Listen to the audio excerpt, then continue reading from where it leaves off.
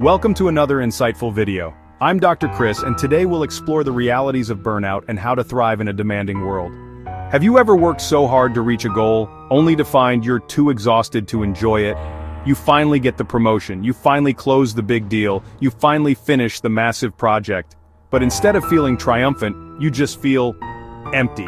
You feel drained. You feel like all you want to do is sleep for a week. This is a question many of us face in our hyper-connected, always-on world. We are chasing success with everything we have. We are pushing ourselves to do more. We are pushing ourselves to be more. We are pushing ourselves to achieve more. In this relentless pursuit, we are losing something precious. We are losing our ability to be present. We are losing our ability to feel joy. We are losing our ability to truly live our lives. The modern definition of success has become a dangerous illusion. It's built on the myth that burnout is the price of greatness. We are told to hustle harder. We are told to sacrifice sleep. We are told to put our well-being last. We treat exhaustion like a badge of honor. We celebrate working late. We celebrate answering emails at all hours. We created a culture that rewards this, without counting the cost. This is a flawed and unsustainable way to live and work. True success is not about burning ourselves out. True success is about learning to thrive. It's about building a life where we can be productive and fulfilled, without sacrificing our health and happiness. This profound exhaustion is more than being tired after a long week. It's a deep, soul-crushing weariness that seeps into every corner of your life. You might dread the start of the workday. You might feel cynical about work that once inspired you. You might notice your creativity has vanished. You might be replaced by a mental fog that makes simple decisions overwhelming. You go through the motions, but the spark is gone. This is not a personal failure, it's a collective crisis. It's a sign our way of working is not working for us anymore. The good news, there is another way. We can step off the treadmill of burnout. We can redefine success on our own terms. We can build lives that value how we feel, not just what we achieve. It begins with this question: are we just surviving our days, or truly thriving in them? Answering honestly is the first step to reclaiming our energy, our joy, and our well-being. It's the first step toward a more compassionate, sustainable way of living and working. It's a journey we must take, for ourselves and for our collective future. Burnout is not just a buzzword, it is a serious condition, officially recognized by the World Health Organization as an occupational phenomenon. It is defined by three key dimensions. The first is feelings of energy depletion or complete exhaustion. The second is increased mental distance from one's job or feelings of negativism or cynicism related to it. You start to feel detached and disillusioned. The third is a sense of ineffectiveness and lack of accomplishment. You feel like you are not making a difference no matter how hard you work. It is the shadow side of our relentless pursuit of success. Let's look at what these symptoms feel like in real life. The exhaustion is not just physical, it is emotional and mental. It's the feeling of having nothing left to give, either at work or at home. The cynicism can start small. You might find yourself rolling your eyes in meetings or feeling irritable with colleagues. Over time, this can grow into a deep-seated resentment for your job, your company, and even your career. The sense of ineffectiveness is perhaps the most insidious. You are putting in longer hours than ever, but your productivity is plummeting. You make more mistakes. You doubt your abilities. You start to wonder, what's the point of all this? We often mistake burnout for simple stress, but they are not the same. Stress is characterized by over-engagement. You feel a sense of urgency and hyperactivity. Your emotions are heightened. Burnout, on the other hand, is characterized by disengagement. Your emotions are blunted. You feel helpless and empty. With stress, you still feel that if you can just get everything under control, you will feel better. With burnout, you feel a sense of hopelessness. You feel that there is nothing left to do. It's the difference between drowning and feeling like you are already at the bottom of the ocean. This distinction is crucial because it changes how we respond. Managing stress might involve better time management or tackling a challenging project head-on, but you cannot power through burnout. You cannot fix it with another to-do list or a more organized calendar. Trying to do so will only dig you deeper into the hole.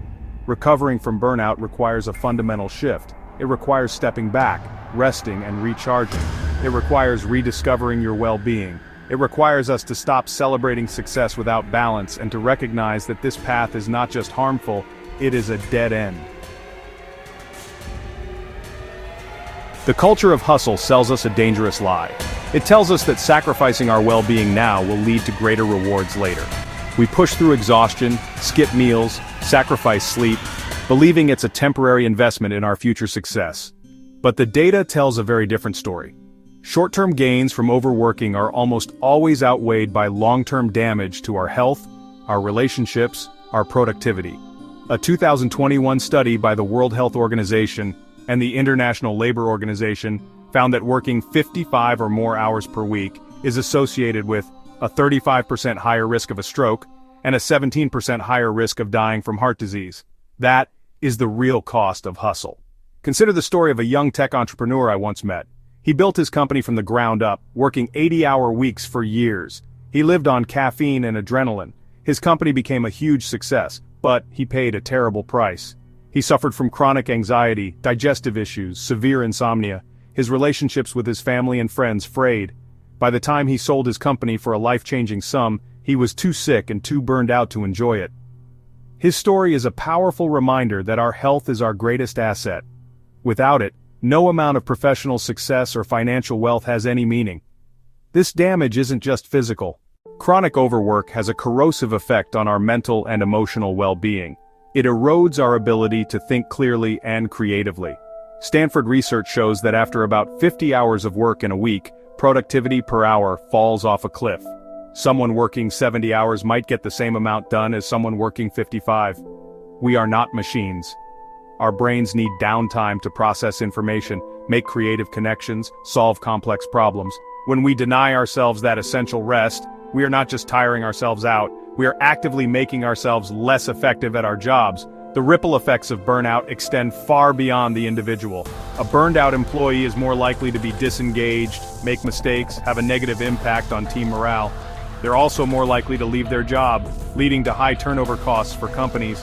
In fact, Gallup estimates that employee burnout costs the United States economy up to $300 billion annually in lost productivity. This isn't just a personal wellness issue, it's a critical business issue. One of the most dangerous things about burnout is that it rarely happens overnight. It's really a slow, creeping process. It begins with these subtle changes that are so easy to dismiss or ignore. We tell ourselves we're just having a bad week, or that things will get better after this next deadline. These small signs are actually our body's early warning system. Learning to recognize these signs is the first and most critical step in preventing full-blown burnout. It's about catching the flicker of smoke before it turns into a raging fire. One of the first signs is a change in your sleep patterns. You might find it hard to fall asleep, your mind racing about work, or you wake up in the middle of the night and just can't get back to sleep. Even after a full night's sleep, you wake up unrefreshed, like you haven't slept at all. This persistent fatigue is a major red flag. It's a sign your stress response system won't shut down, blocking deep, restorative rest. Another early warning sign is a growing sense of cynicism or detachment. You might start to feel less connected to your work and your colleagues, complaining more, feeling irritable, dreading Monday mornings like never before. Perhaps you used to feel passionate about your projects, but now you just see them as tedious tasks to get through. This emotional distancing is actually a defense mechanism. Your mind is trying to protect itself by creating a buffer of indifference. It's a sign your emotional reserves are running dangerously low. And hey, pay attention to small physical and cognitive changes as well. Headaches, unexplained muscle aches, stomach problems, forgetting appointments, misplacing your keys, harder to concentrate in meetings, or to focus on a single task. These aren't random annoyances. They're early evidence that chronic stress is taking its toll on your brain and your body. By tuning into these signals and taking them seriously, you give yourself the power to change course before it's too late. If burnout is the problem, then rest is the solution. But I am not just talking about getting more sleep, though that is absolutely essential. I am talking about a more holistic approach to rest. It is about understanding that we need to recharge our energy in multiple ways. In our always-on culture, we have come to see rest as a sign of weakness or laziness. We need to reclaim it as a vital component of a productive and fulfilling life. Deep rest is not an indulgence, it is a non-negotiable requirement for high performance and well-being. It is where our creativity, insight, resilience are born. The foundation of all rest is sleep. There is simply no substitute for it. One of the primary drivers of burnout is the complete erosion of boundaries between our work and our personal lives. Technology has tethered us to the office 24/7. The ping of a new email can interrupt us. Family dinners, workouts, sleep. Without clear boundaries, we are in a constant state of low-grade stress, always feeling like we should be doing something work-related. The ability to set and maintain firm boundaries is not selfish. It is a fundamental act of self-preservation. It is the only way to create the space we need to recharge and live a full, well-rounded life. Burnout often takes hold when we lose our sense of purpose. When our work becomes just a series of tasks on an endless to-do list, it is easy to feel cynical and disengaged. We are wired for meaning. We need to feel that our efforts are contributing to something larger than ourselves. One of the most powerful antidotes to burnout is to reconnect with your why. Another critical element is human connection.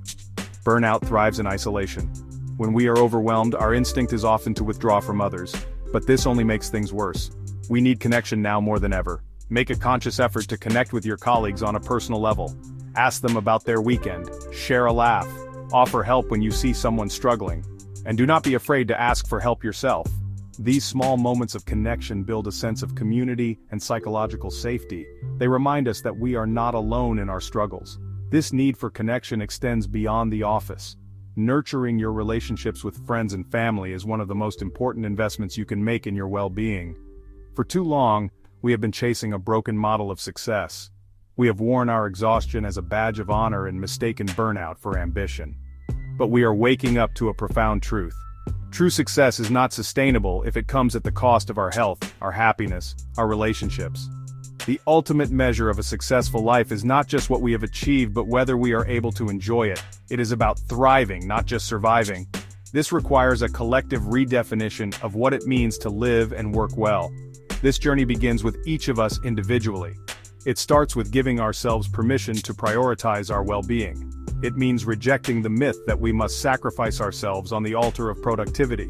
We must embrace the science that clearly shows that we are more productive, creative, resilient when we are well-rested and recharged. We must build our lives around this truth, incorporating micro steps of rest, setting firm boundaries, intentionally seeking out meaning and connection every single day. This is not selfish, it is the foundation of a sustainable and fulfilling life. But this is also a collective responsibility. Leaders and organizations have a critical role to play in ending the burnout epidemic. So, I invite you to join this conversation. Let's move beyond the hustle culture and create a new blueprint for success. I encourage you to share your own stories. What have you learned from your experience with burnout? What strategies have helped you to thrive? Your story has the power to inspire and help others on their own journey.